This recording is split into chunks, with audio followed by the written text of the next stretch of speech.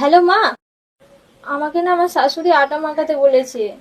তো এটাতে ভয় পাওয়ার কিছু নেই, আমি যা যা বলছি তাই তাই কর। প্রথমে আটা ঢাল।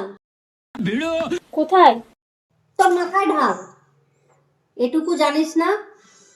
বিয়ের আগে বলেছিলাম। আচ্ছা আচ্ছা, বুঝে গেছি বুঝে গেছি।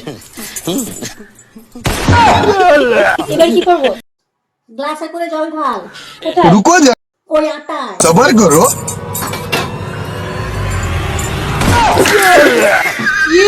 বল শক্ত আছে না নরম আছে? গরম লাগছে। তার একটু শুকনো আটা দে।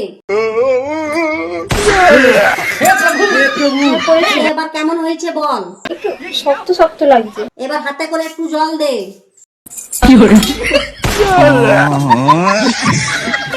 ভালো করে মাখিয়ে এবার একটু আমাকে ফটো তুলে পাঠা।